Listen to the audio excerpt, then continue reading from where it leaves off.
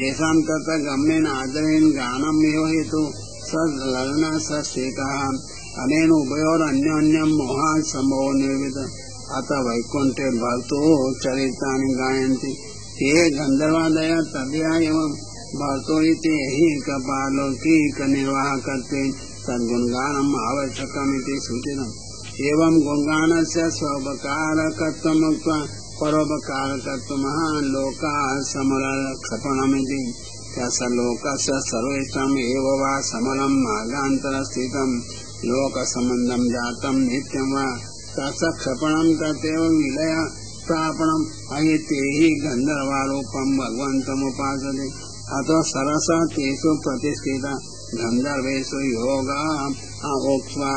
गन्धर्वामिति अतिष्ठयो योधरादित्वा गन्धर्वा भवन्ति अस्मारां तु सगन्धमेव भगवन्तमुपासते उभयत्रापि सस्तीकानां गन्धपरतम् अतो गन्धेन खण्डितयोऽपि गन्धवाहं वायुं सर्वदा परमा आराध्य क्षिपन्तम् सता गुणानेव गायन्ति गन्धस्य ब्रह्मत्वाय दोषाभावमः अन्तर्जल इति जलमध्ये सुष्ठु विकसित विकासेन परम द्रुमा मधु मकरंदम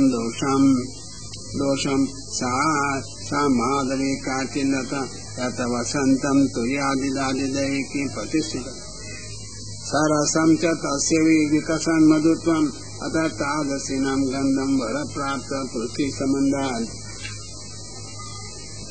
भावात् अपाकृत अतः तेषां सहजोपासे अपि भगवद्गुणगानार्थं तै परित्यक्त इति आदिदैविकोऽपि मोहो नास्ति इति उक्तम्।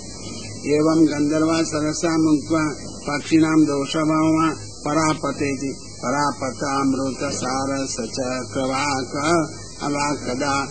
ओहायान्ति स शोकयति च बहिर्नां यः कोलाहलो विरमते तीरमात्रम् उच्चैर्भृगादिपः हरिकथाम् इव गायमाने एते परापत्यादयो नवगुणाभिन्नाः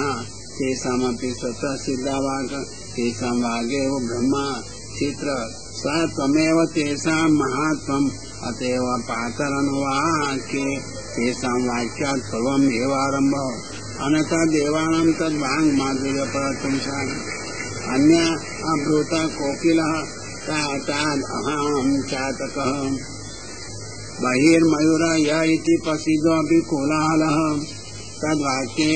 व्याकरणभावात् पदवाक्यानामपि आवेशः शब्दार्थसित्वात् अनभिव्यक्त कोलाहलत्वेन उक्तः। वस्तुतस्तु ते अपि भगवद्गुणानेव गायन्ति नहि तत्र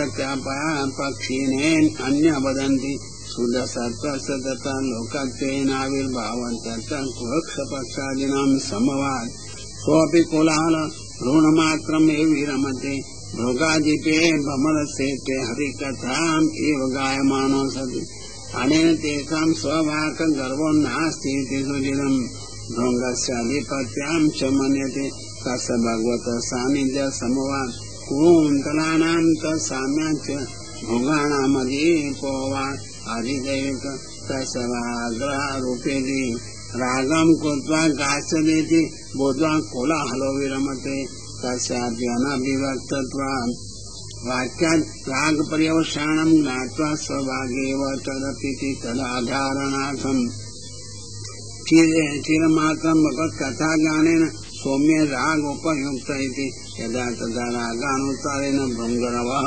ऊँचे शब्दात् भगवद् आज्ञा प्रायेण जाते इति सन्देहः।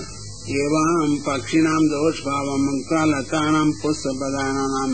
मात्सर्यलक्षणदोषभावमः मन्दारेति मन्दारं कुन्दकुरुबकोपलब्धं चम्पकार्णपुन्नागनाग बकुलाभं च परिजातं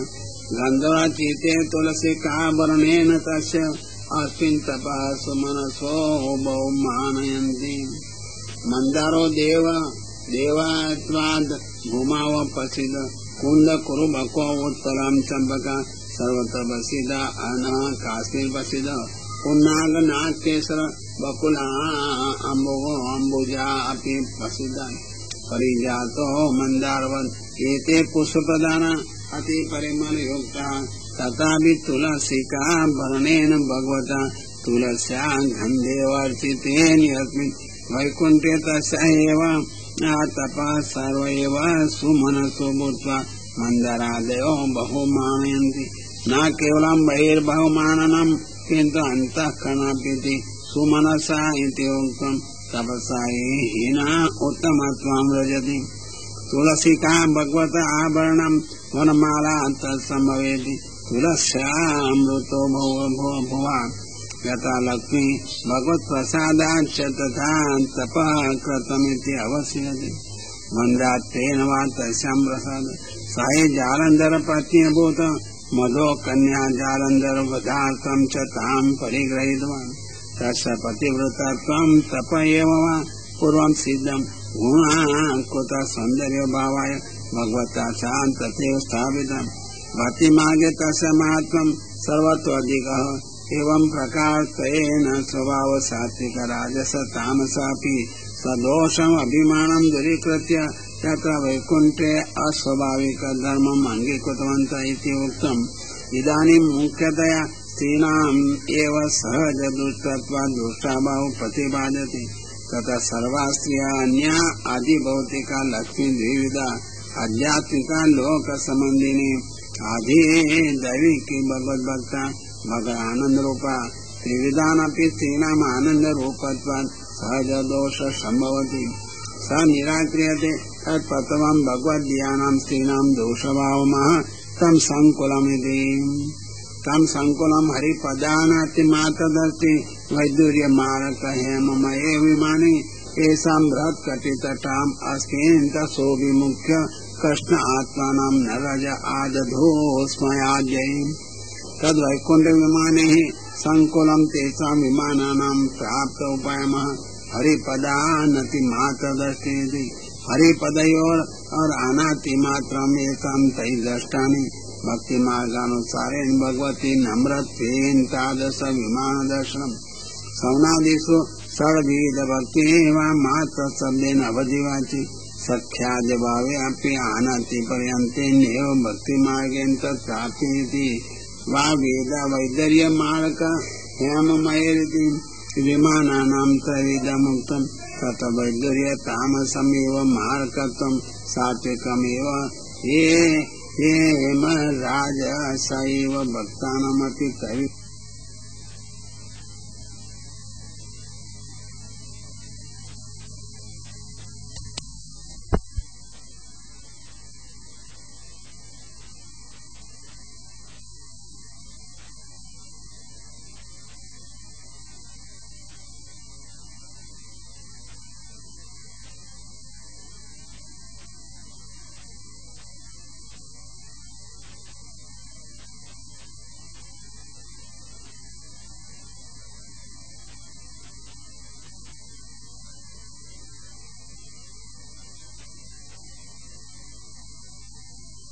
रसदय सिद्ध्यर्थम वा विशेषेण अहमोकत्वने तु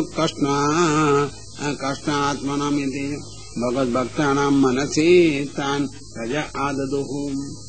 कामनाम् उत्पादितवत्य न तथा विभावाद्य चतुरा इति मन्त्रम् अत उत्तमाद्येव अपि हास्यादि सर्वभावैरपि न रज आददु वैकुण्ठस्य महात्मनम्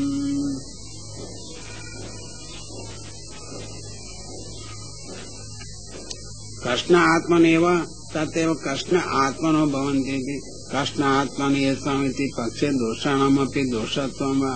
कृष्ण आत्मानं तत्र भावात् नाम विशेषे कथनाच्च रज उत्पत्ति हेतुत्वं वा तदा वैकुण्ठे उत्कर्षे भवति अन्यथापि तस्य न दोषत्वम् अन्यथा तत्तेषाम् एव कीर्तनं विरुध्येत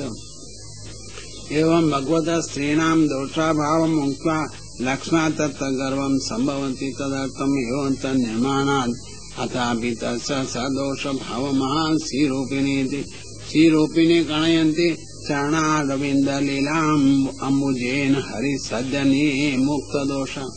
स लक्ष्यते स्फटिककुदोपेतहम्नि सम्मार्जतीव यदनुग्रहेण अनन्ययत्न तस्मिन्नेव अर्थे एव रूपावती सा निर्वते तदपि सौंदर्यवत् आभरणादिकमपि अभिमानयतु अस्ति तथापि न अभिमानिति वक्तुं कणयन्ति इति उक्तम्। चरणारविन्दं निपुरं सिञ्चन्ति कणयन्ति शब्द कुर्वन्ति रूपितं च चरणकननां लीलाम्बुजं च तस्य सर्वेषां वेद्यमिति नान्यवर्णितम्। रूपवत्त्वं प्रति मायामपि भवतीति कणनम् अधिकं निर्विदम् लीलाम्बुजेनापि उपलक्षिता स्मरान्तरं व्यावृत्त्यर्थम् यतः सेव पद्मकरा भवन्ति। मुक्तो दोषो अया स्थितो लोके अधिभौतिकं च चाञ्चल्य दोष लीलाम्बुज